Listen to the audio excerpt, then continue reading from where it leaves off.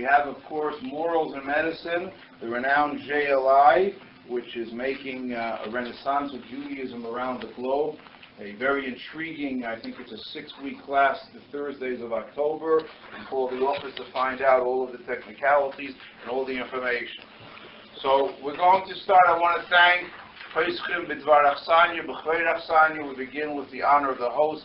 Mark and Diana have always been in the, as we call it, the shmetin, of the very essence of Chabad's efforts in the valley, not only financially, not only socially, not only to be a shoulder to lean on, but they're very, very good friends. And we can't think of a better home to have started this adult education outreach lecture series in this home, a home in the jungle of Tarzana, on a place called Amigo. It must be near Mexico. We have Rabbi Berger here who will be speaking tonight on the essence of the Talmud. Tonight is why is it so argumentative, the history of polemics in the Talmud. The basic text that he'll be using tonight is the major work, the major compendium of Jewish law, known as the Mishnah Torah, authored by none other than Maimonides.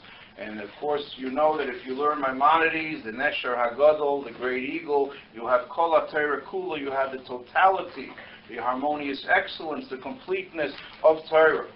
Before I introduce Rabbi Berger, who's a very articulate speaker, I know him since I'm a little kid when I went to Yeshiva, New York. He and his wife lived in 888 Montgomery Street, where my brother-in-law and sister lived. I think they were on the 2nd or 4th floor. My shkatarsh was the 4th floor.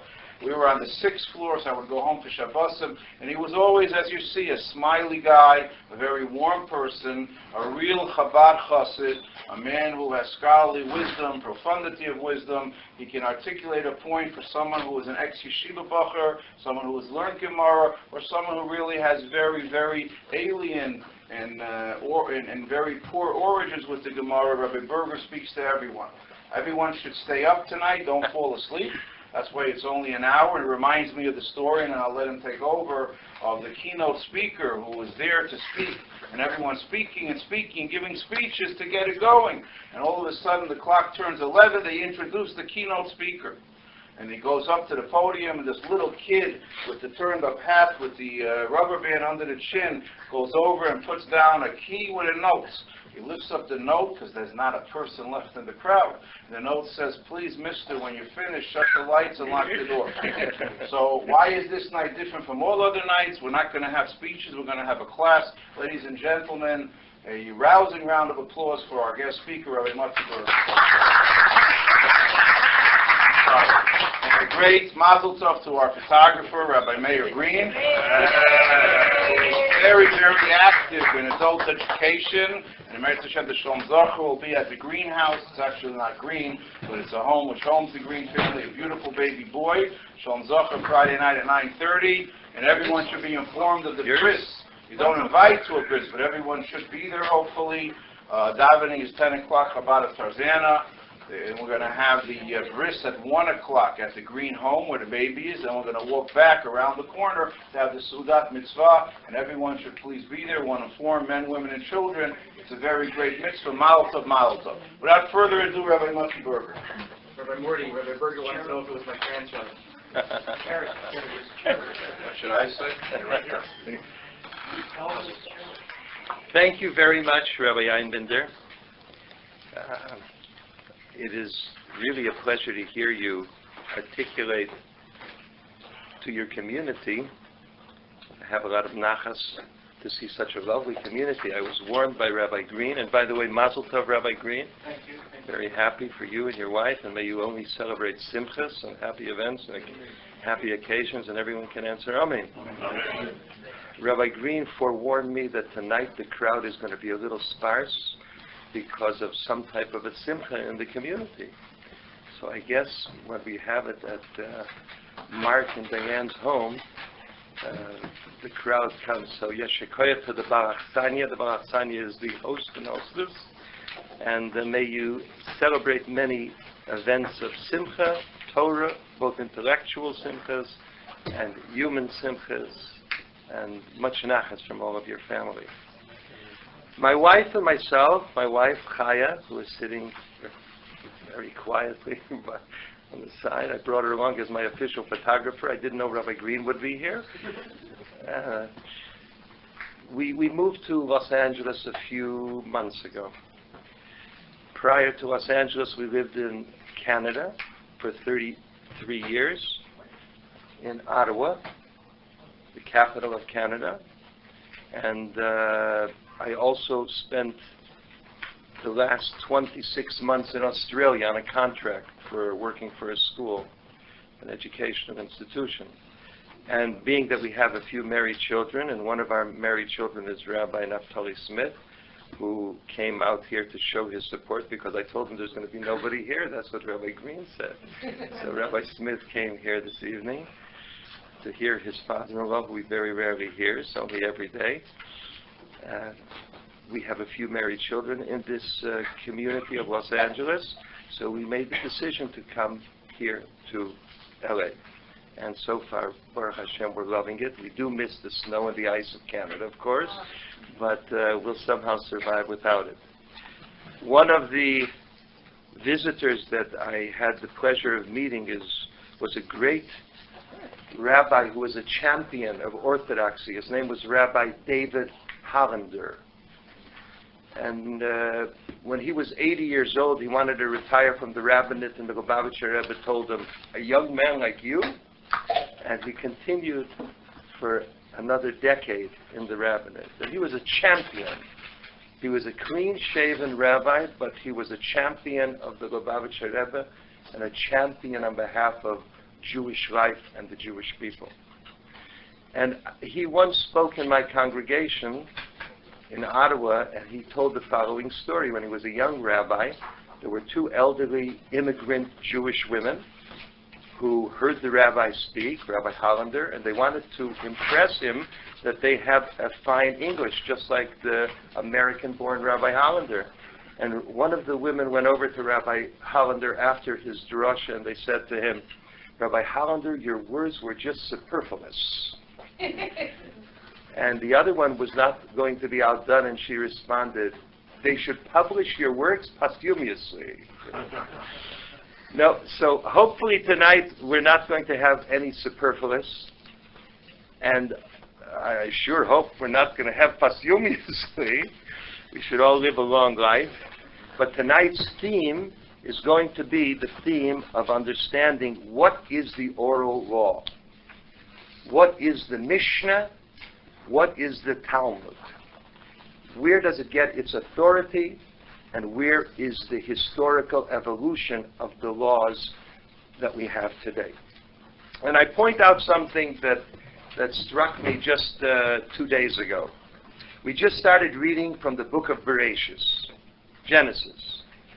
That was the time that man and woman were created. The human race consisted of two people, but also religion was introduced.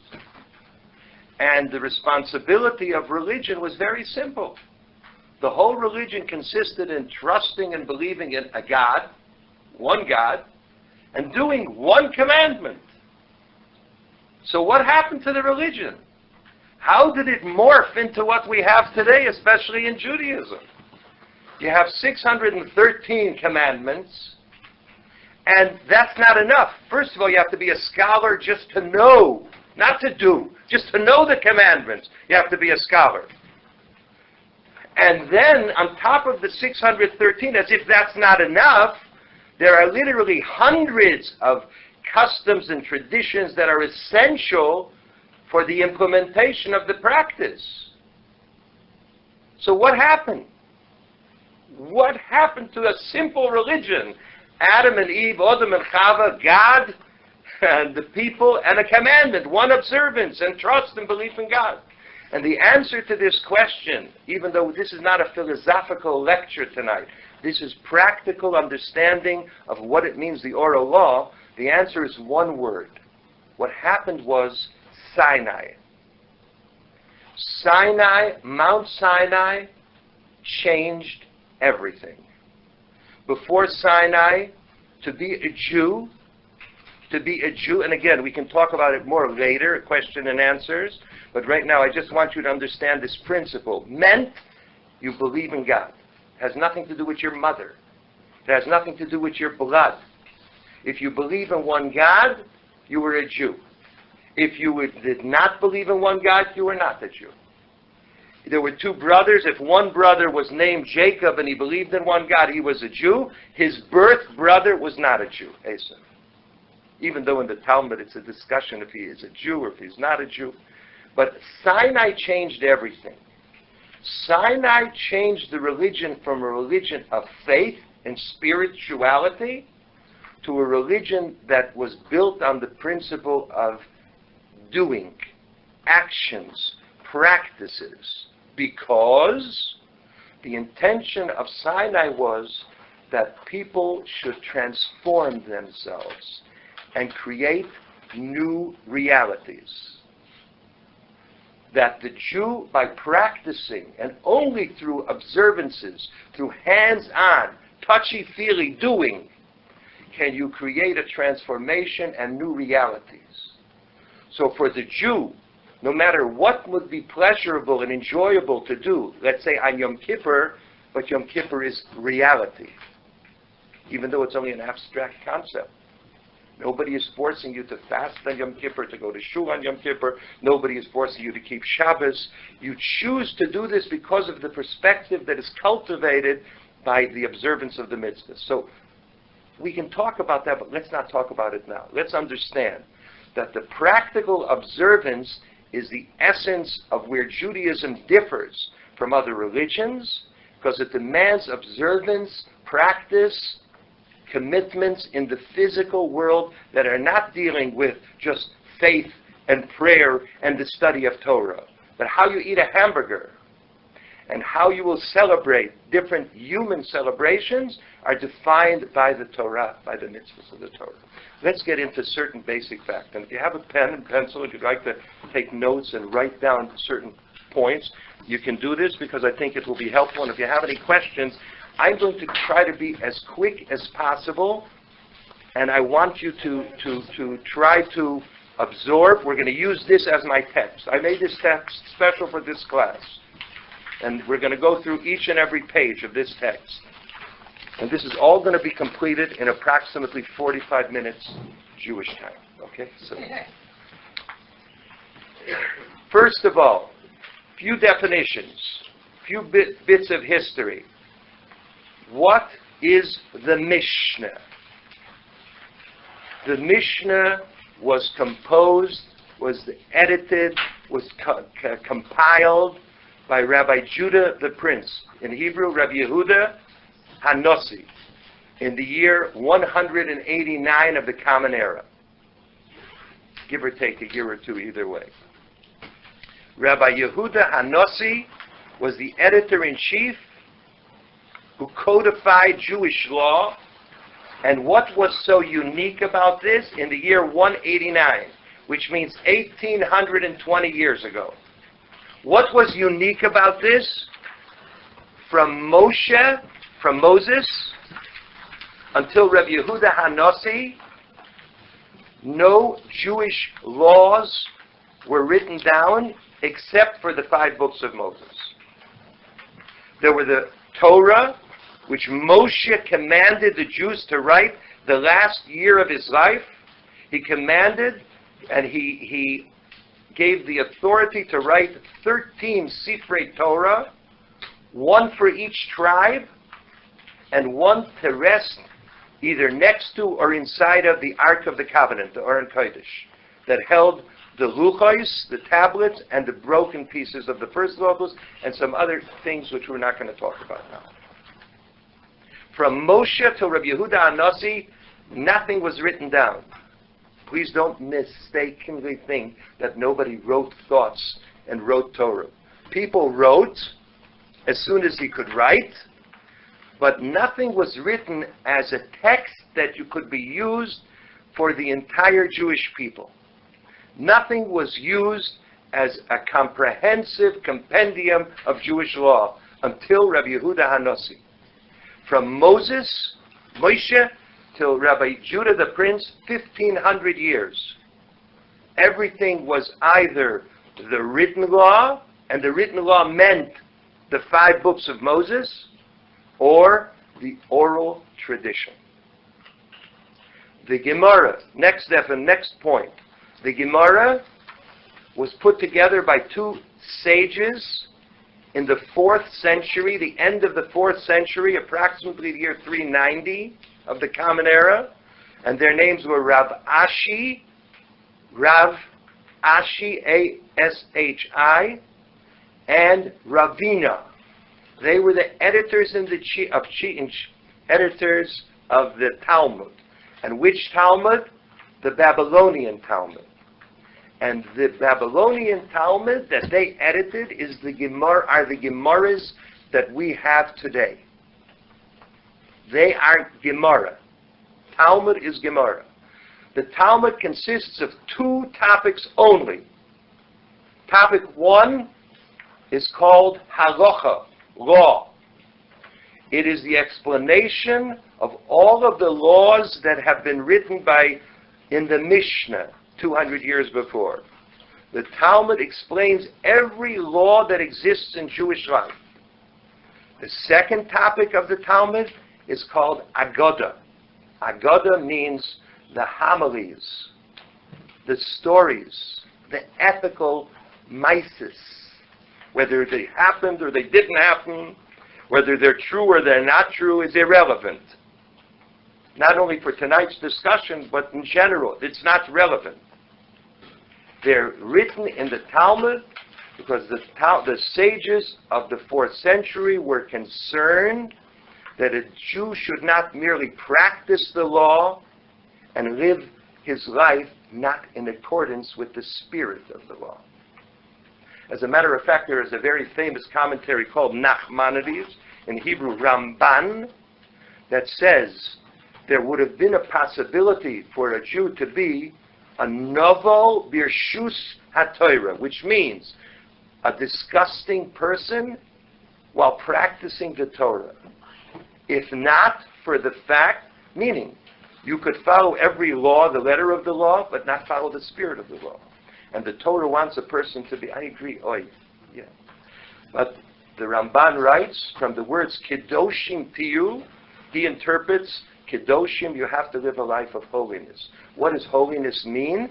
Holiness means separate, different. It has to be noticeable that you are a Torah-observant Jew. So those are some of the definitions that I wanted you to know. Third definition, before we begin our class. I have 37 minutes left. Jewish time. Saved. The third definition, third piece of information, as just a preamble, is not everyone accepted the oral law. But I want you to know whose company you'd be in if you don't accept the oral law. The first ones who rejected all of the oral law, and I didn't explain to you really what the oral law is. Yes, the Mishnah, the Talmud, but we're going to explain what is the oral law. But the Sadducees, there was a group, the students of Antigonus Ishocho, the students that lived after the destruction of the temple, of the first temple, and one of them's name was Tzaduk, and the other name was Baisus, and they rejected all of the oral interpretations. They didn't like the teachings of their teacher, and they rejected the oral interpretation, and they started a group during the times of the Second Temple, and that group was called the Sadducees. And if you read different literature, both Jewish and not Jewish literature, holy literature, you'll find that the Sadducees and the Pharisees were constantly at loggerheads with each other, but that was one group. The second group was Karaites, Karaim. In English, Karaites. Karaites are 8th century group that was begun by a Jew, a Syrian Jew, whose name was Anan ben David, and he rejected the entire oral law and oral tradition.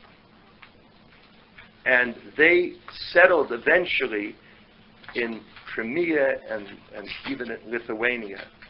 But have any of you met any Sadducees lately? Or perhaps any Karaites? You have met Karaites? Where? I have a congregation in San Francisco. I can believe anything in San Francisco. That's amazing. I've been to San Francisco many, many times. I never heard about this, but I'm going to look it up. Thank you for bringing it to my attention. The third group that you're more familiar with, that rejected the oral tradition and all the rabbinic teachings, and all are called Christianity. You have heard of that, yes. Christianity is based on the foundation of the Torah, the scriptures, and the rejection of all of the oral law. And not merely a rejection, but a violent rejection. And later on, if we have time and questions and answers, and we'd like to discuss this, I'll explain to you why it's at the foundation of the Christian faith. But there was an infamous act that is recorded in the Kinus, the lamentations that we say on Tisha B'Av, of the burnings of the Talmud, the burnings of Gemaras that took place in Paris in the year 1242. Write that date down. Burning of Talmud, public burning of all the Talmuds in Paris, not in Iran, in Paris, in 1242, which was the outcome, the result of a debate that took place between the Smag. The Smag was Rabbi Moshe of Kusi, and Rabbi Yechiel of Paris, who was one of the Balei Tosfos. His name is written in Tosfos, and he was one of the grandparents of the Tur. And this was a debate between them and between a Jewish apostate. And the Jewish apostate lost the debate, but in his eye, he won the debate. And the result was that they had to take all of the Talmuds in Paris and burn them. And to commemorate this tragedy, in the book of Kinus that we say on Tisha B'Av, in every Jewish community, there is a special kina that talks about that gift that God gave us, the oral tradition, that it was burnt. So we're blessed today that the days of burning are gone. I won't get into this because it's a lengthy subject, and if I'm ever called back to speak about Christian love of the Jewish people on a theological level, we'll discuss this then. Now we're ready to begin our class for tonight. The class is going to begin with the following statement.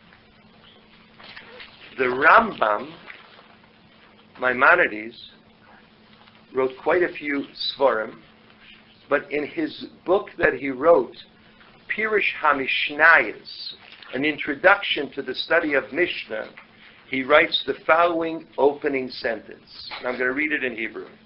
Da, you shall know, ki chol mitzvah shenosan HaKadosh Baruch Hu l'Moshe Rabbeinu olav v'sholom, that every mitzvah that God gave to Moses, nosna lo b'pirusha, God gave Moses with the explanation of how to practice the mitzvah.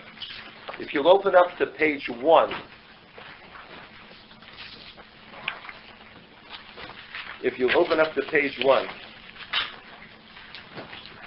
Page 1 is again from the Rambam, but this is not from his introduction to Mishnayos.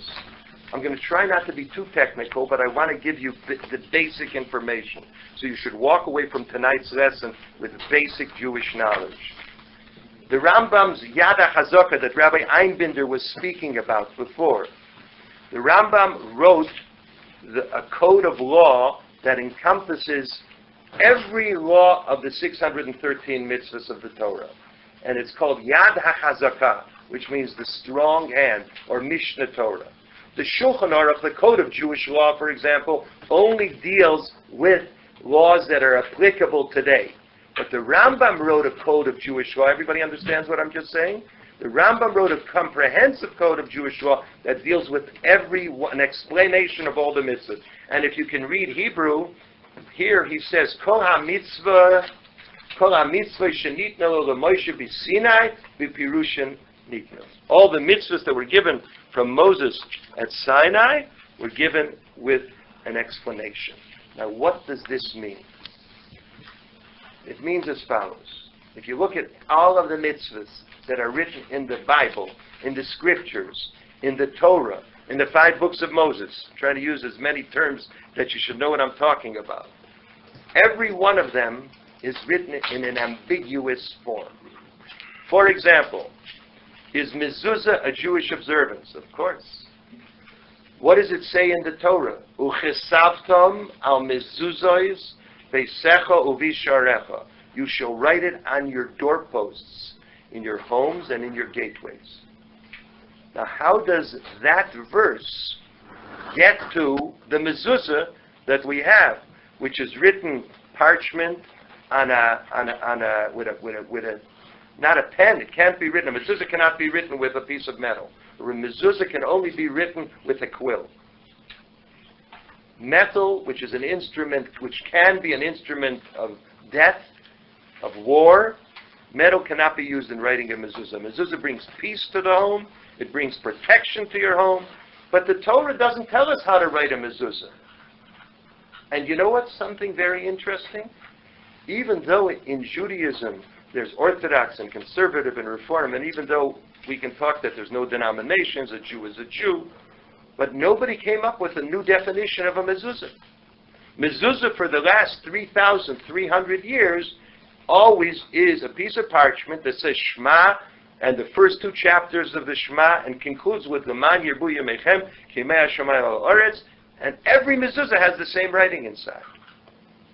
Where did this come from? Tefillin. Whether you put on tefillin every day as the Jewish tradition is, or whether you own a pair of tefillin. Tefillin. What does it say in the Torah about tefillin? It says, "Ukshartem le'oisaf yadecha v'yulet totafos." It should be for totafos, a non-Hebrew word that became part of the Hebrew that the Bible tells us, something that we don't even understand. What does it mean, totafos? Totafos is a different language. It means a sign. How does that have to do with tefillin? Black boxes, straps, with 4 different parshas, written by a scribe. Every one of the 613 mitzvahs, when God gave the mitzvahs, when God gave the Torah to Moshe, He gave him the mitzvah, and He gave him the pirusha. Pirusha means the explanation of exactly how this mitzvah is observed. That is what Torah Shebiksav is. The term Torah Shebiksav, the written law, is the 5 books of Moses, and how Moshe brought it down to the Jewish people, and he gave it to them with the explanation. So that means, that was the first onset of oral interpretation. Who was the first interpreter? Hashem. Hashem, God, explained to Moshe, and Moshe then explained it to the Jewish people. And therefore you find something so unique by Judaism, by all the mitzvahs. By all the mitzvahs, there's a debate that goes on if you have to do them or if you don't have to do them. But in the basic contents of what the mitzvah is, people agree with the mitzvah. A mezuzah is a mezuzah. There's nobody came up with a new definition that a mezuzah is that you take the writings of Shalom Aleichem and Peretz, and you write a little Yiddish and a little Hebrew. Nobody came up with a new definition. A mezuzah is the same. As a matter of fact, in Masada, they found tefillin. I'm sure many of you have been to Masada. They found a pair of tefillin. And the pair of tefillin had parshiot exactly the way our tefillin are today. So, how could this be, that there is, in 3,000 years, for my birthday, which was just a week ago, I turned 39, like Jack Benny. I am a mature 39. And my kids decided that we're going to sit around the table and we're going to play Broken Telephone. I never played this game. So, did you ever play Broken Telephone? You know how it works? Somebody says a message, and I can say it once. You also know. I didn't know. Can you imagine? 39 years old, I didn't know of Broken Telephone. And we were laughing. I haven't laughed like that in years.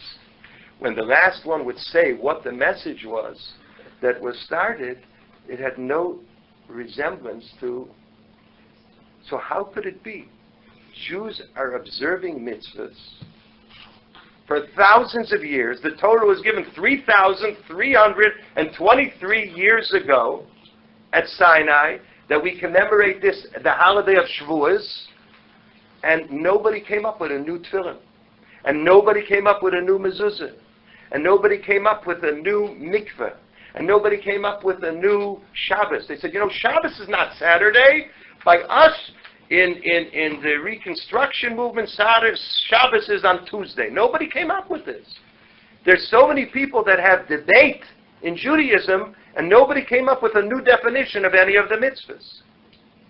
They came up with other philosophical, theological, which we won't get into now, which are fascinating. I find it fascinating. Both in the conservative movement, there were brilliant minds. In the Reform movement, there were brilliant minds. Did you know that Moses Mendelssohn, one of the founding fathers of Reform in the 18th century, he himself was an observant Jew in his own personal life. He observed all the mitzvahs of the Torah. He had an idea, but his idea didn't work for the masses. He wanted to retain the Jewish people. He wanted to see that Jews shouldn't assimilate. He believed if you live like a Gentile in the street, and in your home you'll live like a Jew, then Judaism will remove anti-Semitism, and the Jews will thrive. So it just so happens that Germany had, in the 20th century, the greatest anti-Semitism in the history of the human race. So let us get back to the basic core subject matter. So in the Jewish tradition, there is the written law, the Torah Shebiksav, and the Torah Shebal Peh. The Torah Shebiksav means the Torah that is written, which means the 5 books of Moses, and the Torah Shebal Peh means the oral explanation that began with God telling Moses, and I'm going to show you, we're going to learn a text of how this became transmitted to the people. Please turn to page 3. Page 3 is a pasuk, one verse of the Torah I want to learn with you. The top verse, verse 46 in chapter 26 in Vayikra. Leviticus, Vayikra, the third of the 5 books, the top pasuk, Eila HaChukim.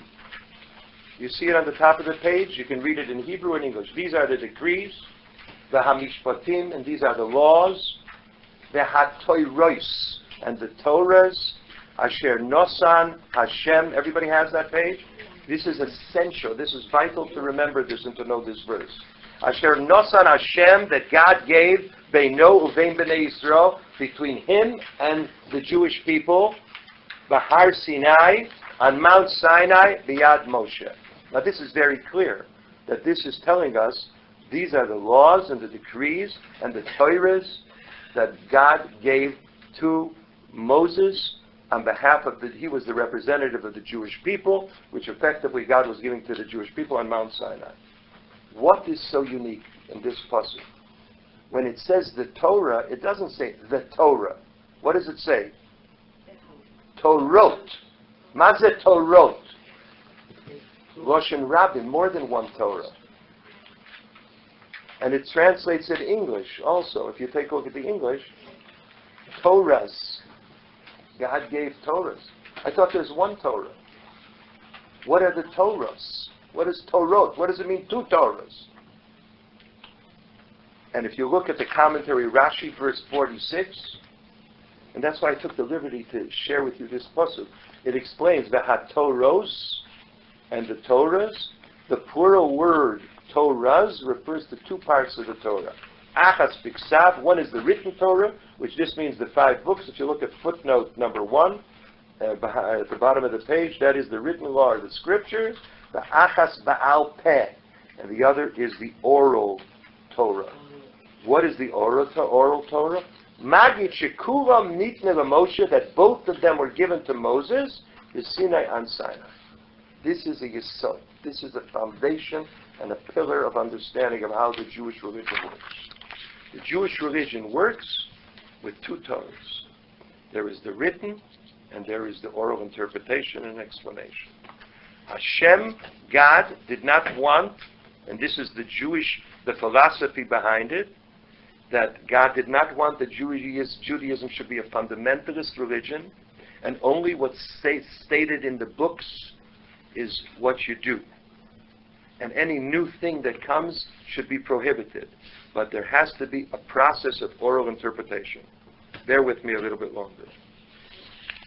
Chukim. You see in this same verse, it says the word chukim. These are the decrees. What are chukim? I'm going to explain to you something that perhaps you're not familiar with. The Torah was set up in a way that if somebody comes to you with a new question means, for example, can you do a heart transplant? Well, in the times of Moshe Rabbeinu, heart transplants didn't exist. Can you do artificial insemination? Can you do many different things that are not written in the Torah? What is the Torah's view? How do you interpret? What is the process of extrapolation? What is the process that is needed?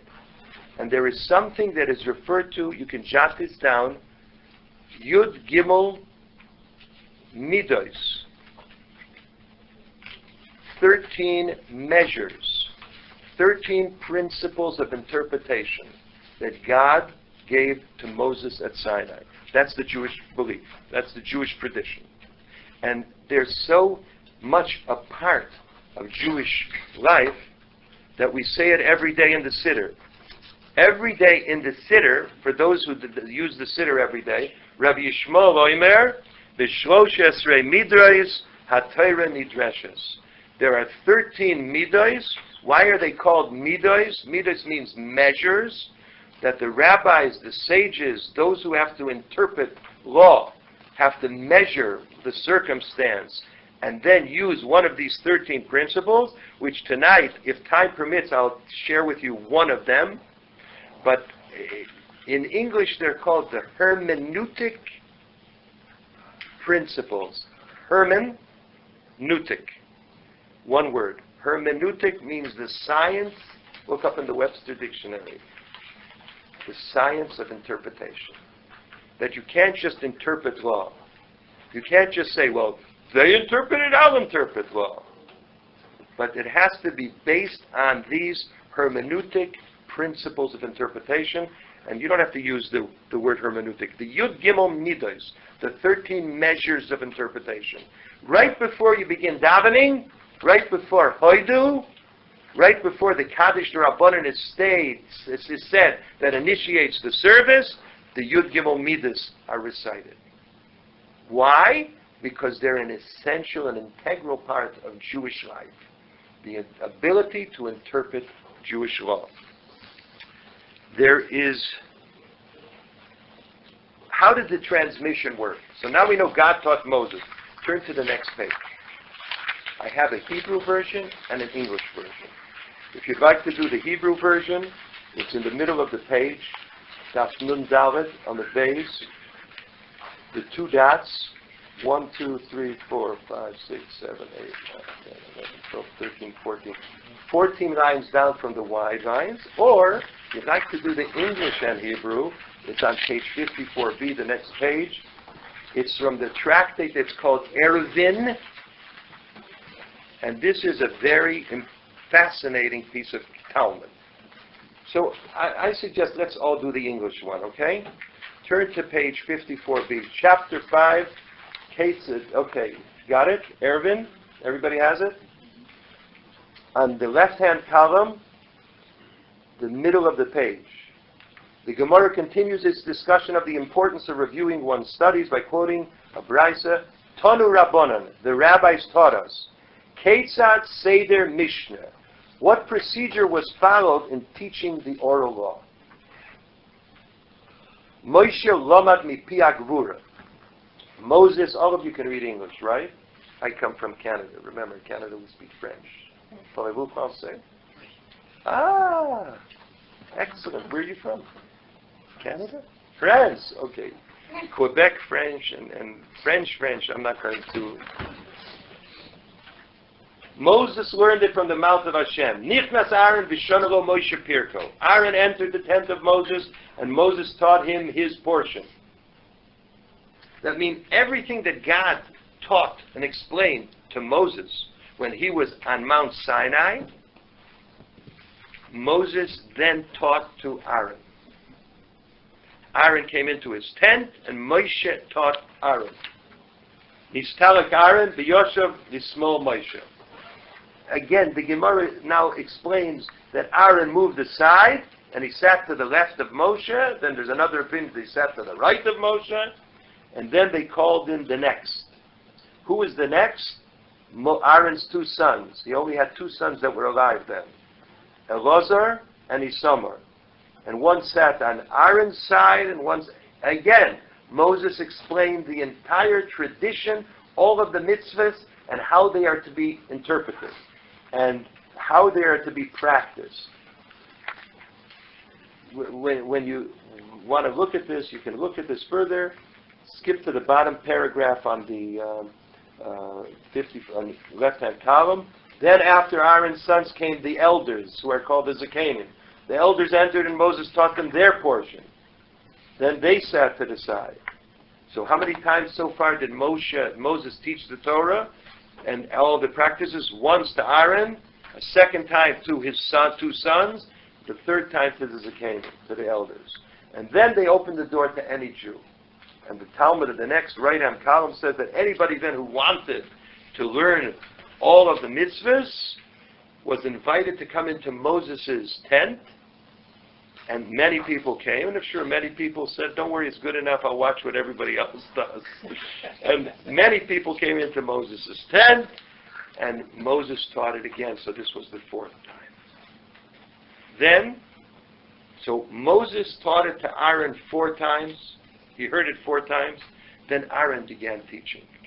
And he taught it to his sons, to the elders, and to the people. Then his sons began teaching.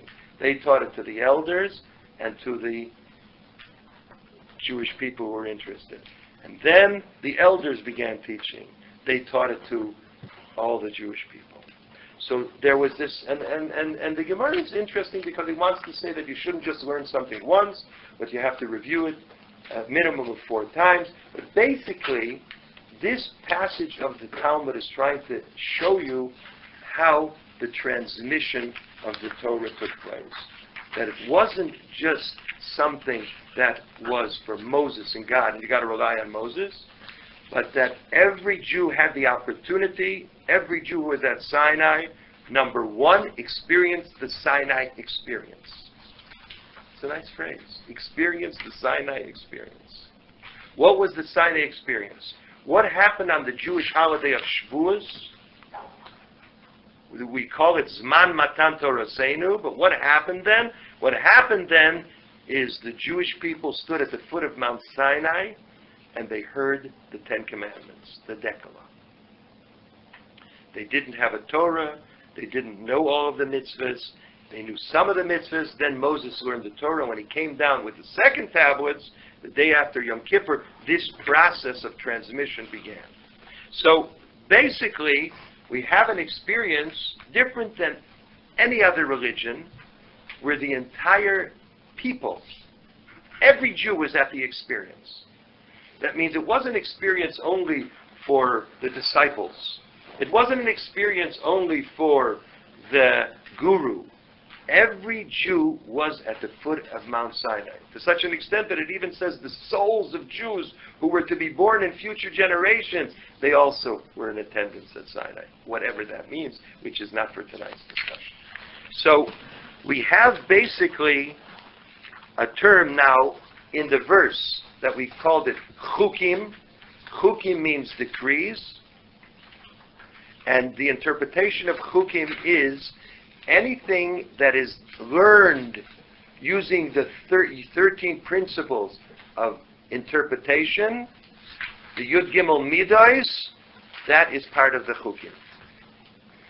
Meaning to say,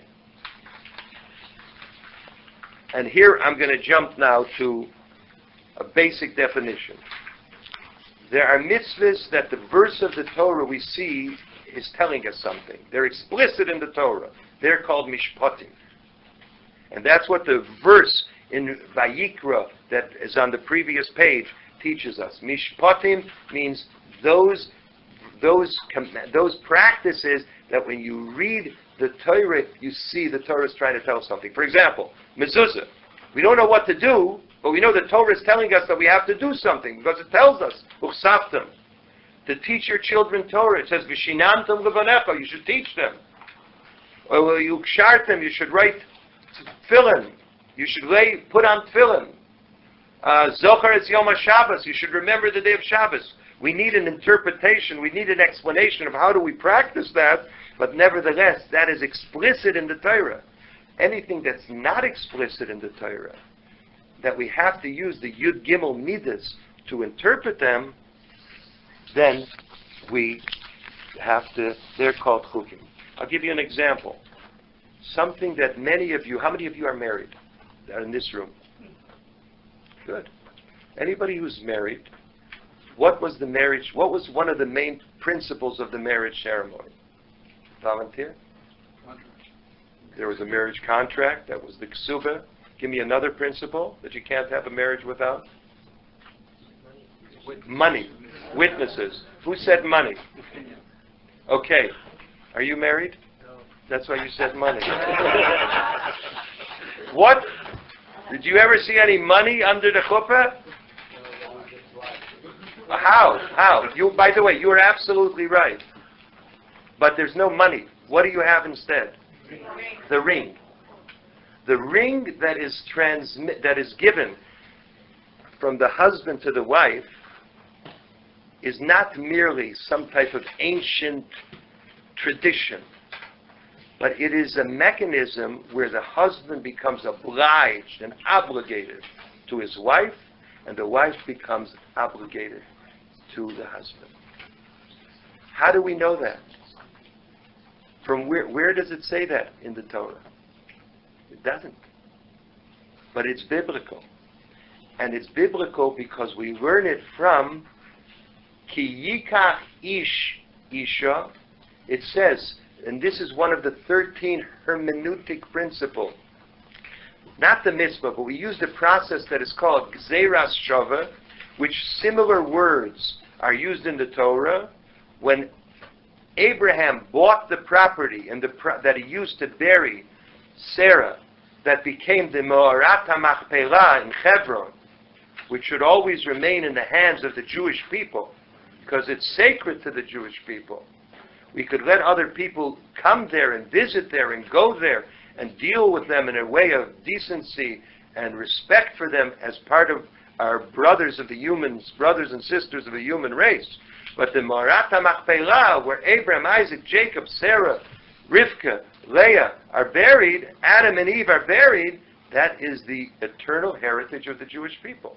When Abraham purchased that land from Ephron, that we're going to read about it in 2 weeks, in 3 weeks, we're going to read about it, the transfer from being the property of one person to be the proper owned and the property of Avram took place because it says, HaKesef niten kach. It uses the word kach. And it says by a husband and wife, they're bonding themselves to each other, ki yikach ish ishta. So the Gemara in Kedushin says, we learn kicha mistei Ephron, that a woman and a man can use money, and instead of money, because money, we never know the value of the money. For example, if you use a Canadian dollar, you don't know how much it's worth. If you use an Australian dollar, I use them both, you don't know how much it's worth. And for sure, when you're using an American dollar, you don't know what it's worth. But when you get a ring, as long as the ring has the value of at least a pruta, and this is why in every ceremony, the rabbi asks the witnesses, is this ring worth at least a pruta? The ring can have no diamonds in it. It has to be a plain gold, either white or silver gold. Silver gold? No. Yellow gold. Forgive me. Yellow gold or white gold. Forgive me. Silver gold didn't make sense. L'chaim. I'm married a long time. How do you expect me to remember after 42 years? I'm 39 and 42 years I'm married. Something doesn't work with the numbers. Anyways, so this tradition of giving a ring is based on the Yud Gimel Midas, and there are countless other examples. So anything that's not explicit in the Torah, but the rabbis and sages found, they understood that if you want to change the status of a man and woman once they're married, and make them now like one entity, bound to each other, then you have to have some type of a kinyan. You have to have something that acquires this change in their individuality. I only mention this to you not to try to confuse you, but just to try to share with you that there are practices that we do that we take for granted that they're Jewish, that are based on extrapolations of the Torah from these principles that I told you, the Yud Gimel Midas. The theme tonight, I have exactly 9 minutes left. Okay? And I'm going to keep to the time, if possible. Where did Machloikis, the theme, what was the theme of tonight's lecture? And it's a really very important theme. Where did controversy, where did polemic, where did argument, where did disagreement come in? Because if you open, how many of you have learned Talmud before? Now, the Talmud that I learned with you a moment ago, right, from Erevin, was that halacha or agoda? Was that law or was that a homily? Was it a law? But you see, it's open for discussion, right? I would say that it's a homily. It's just trying to, meaning it actually happened. Not every homily happens, but that one actually happened. That is part of our tradition, and I have no way of suggesting yes or no of something that happened 3,300 years ago, right? But nevertheless, there are laws in the Torah also. And where did Machloikis start? Where did Machloikis? Machloikis is the Hebrew word. It's pronounced in a very heavy Ashkenazic undertone. Machloikis, almost Polish, Ukrainian, Hungarian pronunciation. But where did disagreement? You open up a passage, if you learn Talmud, if you're a student of the Talmud, you'll notice that there are many, many arguments in the Talmud. There's so many arguments. So what is the source? How could there be Machloikis? If this tradition is so strong, that's what tonight's, one of the themes of tonight. Are you following what I'm saying? Like, where does it come from? Moses gave it over, and I just explained, and we just learned the passage in the Talmud that everybody gave it over, and everybody learned it, and everybody heard it from Moses. So what is the system? Where did it start falling apart? When did Machloikis come into the picture? When did argumentation come? When did it come? When did it really start? So let's understand like this. And here's going to be 3 points. And hopefully, perhaps, maybe I'll conclude with these 3 points. I doubt it, but maybe. Moses, in his time, let's say the day after Sinai, a week after Sinai, a week after he explained it, a month after, they were after all 40 years in the desert, a year later. Moshe Rabbeinu now, they have to constantly update Jewish law. Jewish law doesn't stay the same. They come now with a new animal, a giraffe. And they say, okay, we never saw a giraffe in Egypt. And now we found in the Sinai desert a giraffe. I don't know if the Sinai desert has giraffe, but I'm using that as an example. Is it a kosher animal or is it not kosher animal? So they grab a giraffe and they bring it to Moshe Rabbeinu and they say, look, it has split hoofs, okay. And somebody climbs up, gets a ladder, and they climb up and they see it's chewing its cuts. It's a kosher animal. Okay, who's going to be the shaychet? Who's going to shech this? Where on the neck do you actually shech this giraffe? Right? We don't have any tradition of giraffes, and the Torah, it speaks about all kinds of kosher animals. So is this, and I'm using this only as an example. How did the process of interpretation and dealing with new advents, new situations that came into being for Jewish law, how did they deal with it? So Moshe Rabbeinu was part of the court, and he sat down with whoever he chose to sit down with, Joshua, Elazar, Isamar, Aaron, Pinchas was still alive then. And it could be 20 people, 30 people, 50 people. He sat down with them. And if Moses said, look, this is the way God told me from Sinai explicitly, then there was no debate. But what happens if it was a situation like this giraffe? And nobody, it doesn't say in the Torah anything about giraffes. Just for your information, meat, we have kosher meat. Kosher meat has to have what? Chewing its cud and split hooves. We have fish. Kosher fish has to have what? Has to have scales and fins, right? Very clear. Birds. What's a kosher bird? Not a scavenger. What? Not a scavenger, but birds are all based on tradition. For example, what is the famous bird that is the bird of babies? Stork. Stork. Now, is a stork a kosher animal? It's not a bird of prey. Stork is not. You know what a stork is called in the Bible, in the Torah?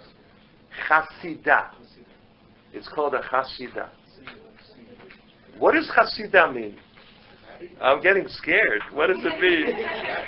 What is this not kosher animal that's called a chosid? A female chosid? A chasidiste? A chasidah. So Rashi explains, why is it not kosher? Because it does chesed, kindness, only with those that are close to it. But to anyone, any other animal or bird that is not close to it, then it doesn't do chesed. And that's treif. And that's not kosher. Now, does that make it not kosher? No. But the Torah tells us it's not kosher. Birds works on tradition. Did you know that there are certain people... Are chickens kosher? Obviously. Are turkeys kosher? I want you to know, while I eat turkey, but there was a great rabbi who was called the Shalom, Rabbi Isaiah Horowitz, who lived in Czechoslovakia, and he wrote a sefer that is called the Shnei Luchot HaBrit, and he said turkeys aren't kosher. And no one in his family till this very day, except for my daughter-in-law, who is a descendant of the Shalom, eats turkey. Why did he say turkey is not kosher? Because turkey is a bird, and birds don't have any kosher signs like fish or animals. Birds are only a misora. What is misora? Tradition, what is considered kosher and not kosher. I have exactly 2 minutes and 30 seconds now. So, when they dealt with a new issue, how did Moshe Rabbeinu deal with it? Even in his lifetime? Give me a number. Which number? Which number do I want to hear? How did he deal with it? 13 principles. 13 principles. He also used the 13 principles. Could he say, and I'm throwing out something that the next week's session we're going to talk about. Could he say, I have prophecy, and the prophecy tells me that I'm allowed to use this and this, and do this and this? And what is the answer? No. When it comes to interpreting and explaining Jewish law, it does not work on prophecy. Next week I will explain how this works, because there's a few examples that don't fit in with what I said. One from Elijah the prophet, etc., but we'll talk about that next week. But the process worked when Moses now died. And when Yehoshua took over the mantle of leadership, and he led the Jewish people into the land of Israel, how did they work the system? So they worked the system, anything that they heard from Moshe that was explicit, what God told him, was practiced. But any new issue, how did the Yeshua do it? He had to deal with it. Now what happens, and I want to tell you an interesting insight into human, 45 seconds, this is going to be rough. That means if it wasn't explicit in the Torah, and 50 years after Moses, or 100 years after Moses, different people saw things differently. And the nature of people, and this is an incredible thing, this is even affects Jewish law. When you have when you see things differently, you like to prove that you're right. You'll turn out the facts. You'll find facts on the ground. You'll find verses in the Torah that substantiate something according to your perspective. And once you find You present your facts in such a manner that back up the way you see things. And then you'll come to a different conclusion. So what happened when, after Moses was not around anymore, Moses is passed on, and they had something that wasn't explicit in the Torah, and now they want to use the Yud Gimel Midas of interpretation, of extrapolation, and one sage, great men, they mean no bad, only good, interprets it one way, and another interprets it another way. You have a problem. You have two different opinions. You have a disagreement. How did they resolve that? So the scriptures, the Torah gave us a mechanism to resolve it. And it told us three words. Achrei, Rabim, Vahatos. Majority rules. That means the majority opinion rules. I'm done in exactly 5 seconds. So they had a mechanism. And this mechanism worked until the destruction of the first temple. I'm just going to finish my sentence. So I'm going to say a sentence that's going to... We have any English teachers here? Please don't hold it against me. After the destruction of the first temple, who destroyed the first temple? The Babylonians. Who are the Babylonians? Where's Babylon? Iraq. The Babylonians destroyed the temple, and the Jews were dispersed, and most of the Jews were carted off into exile. The prophets Ezekiel, Jeremiah was killed. I won't tell you who killed him. And it was a horrible situation for the Jews. Now, 70 years later, they returned to build the second Jewish Commonwealth and to build the second temple. Who led that building? Ezra and Nehemiah, two great people that they're prophets. And there's books in the Jewish canon that is their books. How many Jews returned with them? How many Jews came back? There were so many Jews. Only 40,000 Jews. The remainder of Jews remained in exile and dispersed. As a matter of fact, if you remember the controversy and the issues with the Falashas, the Ethiopian Jews, who they claimed that they were from the times of King Solomon, and they were carted off into exile, but not to Babylon. They were carted off to Africa, to Ethiopia, and therefore they missed all of the oral law, because the Mishnah and the Gemara and the codification, the writing down of the oral law took place when? In the year 189 and the year 389. So they weren't there, and therefore they claimed we are Jews, even though none of the oral traditions were practiced by them, right? So what happened is that in the course of after the destruction of the first temple and the dispersion of the Jews, many of the traditions and practices became uncertain. If a Jew was living in Babylon, northern Babylon, southern, remember, no telephones, no, what do you call them, right? No texting, and from northern Babylon to southern Babylon, Jews could a lifetime not see each other. And if he lived in Persia, which is Persia? Our dear friends, the Iranians. The Jew-loving Iranians. Did you hear that he's Jewish, the president? That can't be true. I don't believe it. Anyways, so that opened up Machloikis, and it came to a head in the times of Beis Shammai and Beis Hillel. That by the time Beis Shammai and Beis Hillel was at the turn of the Common Era, Hillel, the famous Hillel, the old Hillel, the first Hillel, Hillel HaZaken, he died in the year 9 of the Common Era. His students' time already, Hillel and Shammai, they got along with each other. But Beis Shammai and Beis Hillel, argument, the Talmud tells us these words. It says, Hirbe machloikis b'Yisrael, which means divergent opinions and disagreement of practice became so great that it was very difficult to find a unanimity. But I can only conclude with, still that same last sentence, that in the basic practice, the basic practices remain, but in the nuances and the subtleties of the practice, that changed. So I thank you for being such a wonderful audience. I'd like to take a few questions now.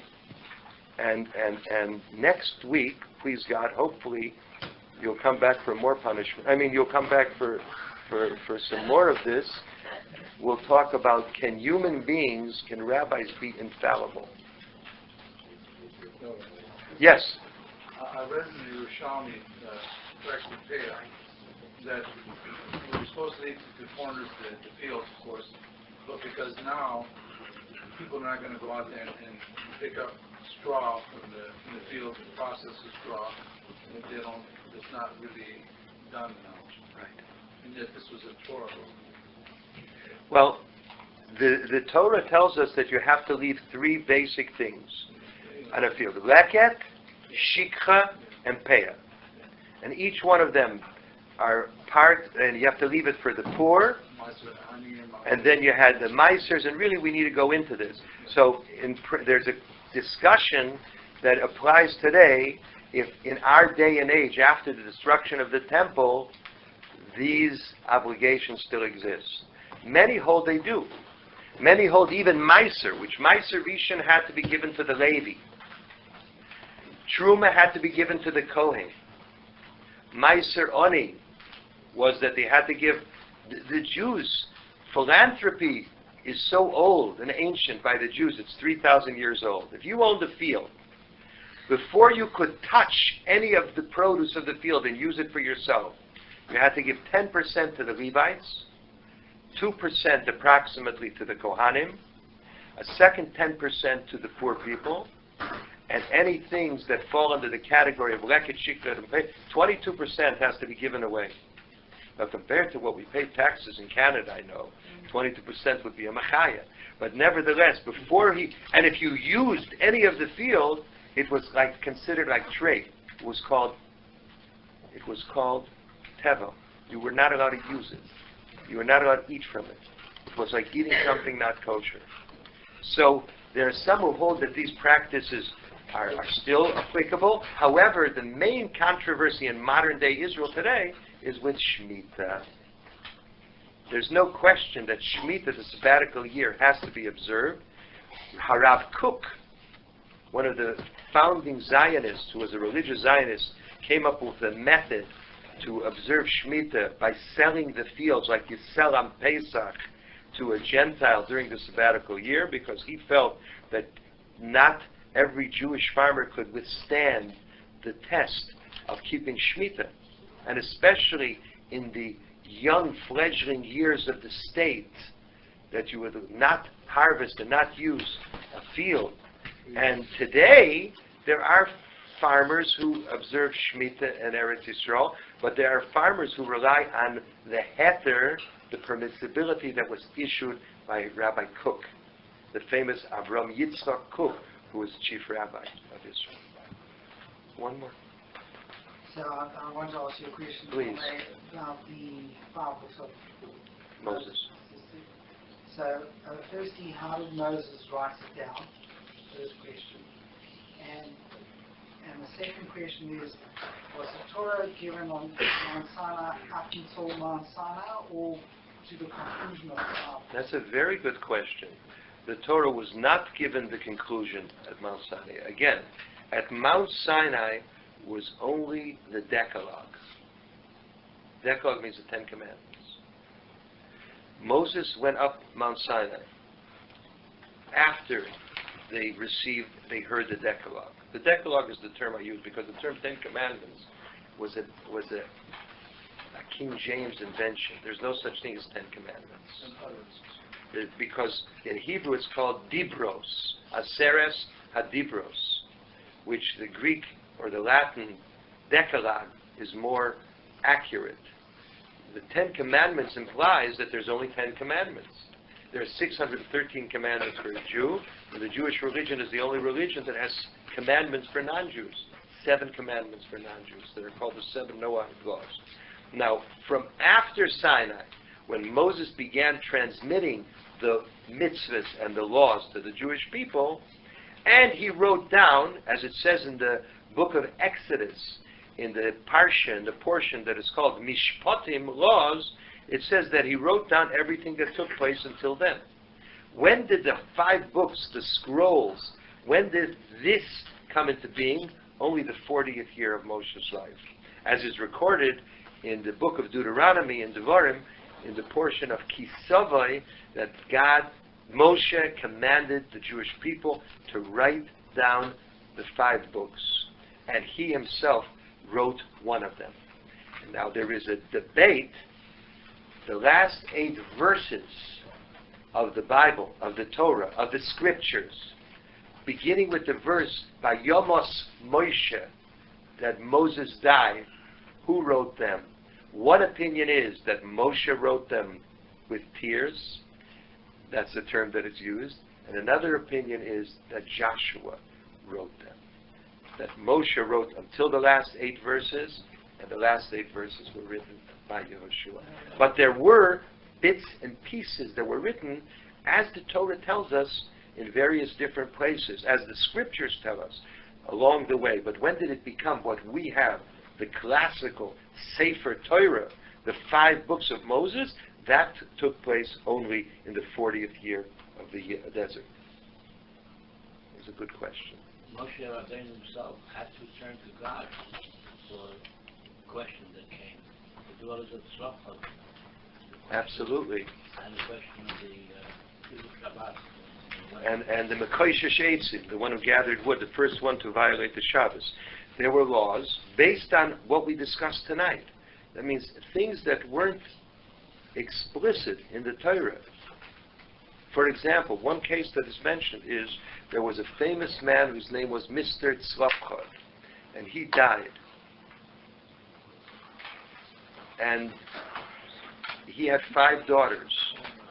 And they wanted to know, these 5 daughters, should they get an inheritance or only men get inheritance? And Moses said, I don't know the answer to this. And he asked by God, and God answered Moses, Cain Doivris B'nai Tzlachot. Just is the request of the daughters of Tzlachot, and they received an inheritance, and they received portions of the land. But if you use the principles, and what I'm hoping is if you'll use the principles that we discussed tonight, you will be able to see that there is a system to the oral interpretation, and we'll build on this for next week. Great teacher. Next week, same place, same channel, same time. God bless. Amen. Thank you. Testing. 1, 2, 3, 4, 5, 6, 7, 8, 9.